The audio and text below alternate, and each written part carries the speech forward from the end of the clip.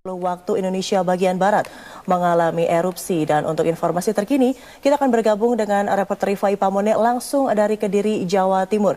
Rifai, bagaimana kondisi saat ini di sekitar Gunung Kelud?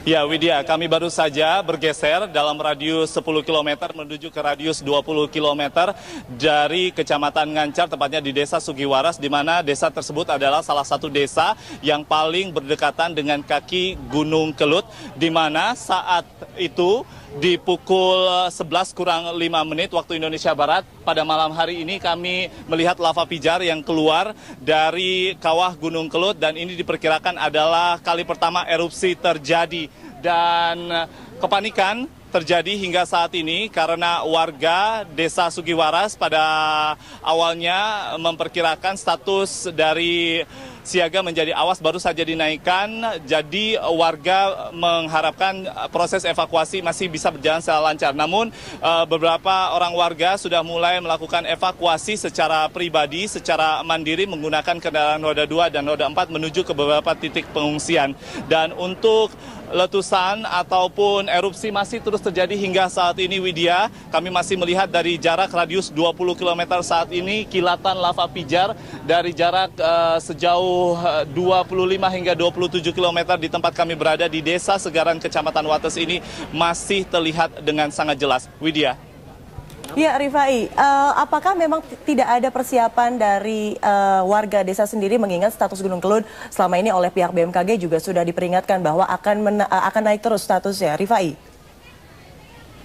Terkait persiapan, Widya, kami ingin mengklarifikasi bahwa memang sudah terjadi persiapan yang dilakukan oleh warga sejak 1 hingga 2 minggu terakhir. Terlebih lagi pada hari Senin, pada saat status siaga telah diberlakukan oleh petugas dari Pusat Vulkanologi Mitigasi Bencana Geologi, khususnya dari pos pantau yang berada di Kabupaten Kediri untuk Gunung Api Kelud.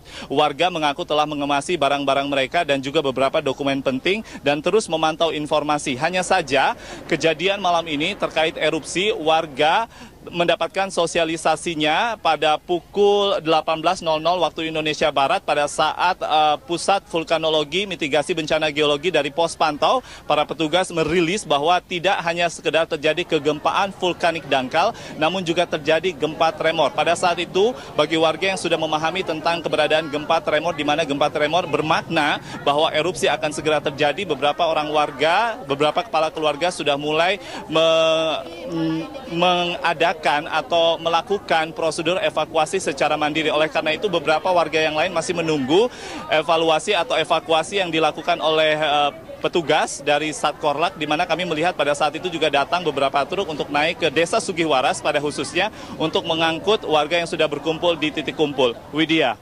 Ya, Rifai Pamone, sedikit saja jelaskan bahwa Anda melihat dari jarak 20 km di mana Anda sekarang berdiri. Seperti apa letusan dari Gunung Kelud itu sendiri? Apakah mengeluarkan kepulan asap yang tebal atau asap abu panas barangkali? Rifai Pamone, seperti apa? Bisa Anda ceritakan laporan pandangan mata saja?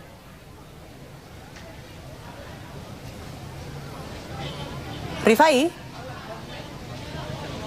Ya Widya, kami tidak bisa terlalu mendengar suara Anda saat ini, namun kami sedikit ingin menginformasikan terkait dengan titik pengungsian. Saat ini saya berada di depan Gereja Segaran, tepatnya di Desa Segaran, di GKJW Segaran ini. Setiap terjadi momentum untuk gejala vulkanik yang meningkat di Gunung Api Kelud selalu dipersiapkan oleh petugas dari Satkorlak Bencana untuk dijadikan sebagai titik kumpul dan titik evakuasi serta pengungsian bagi warga yang tempat tinggalnya berada di desa yang terdampak dari erupsi yang terjadi di Gunung Api Kelud.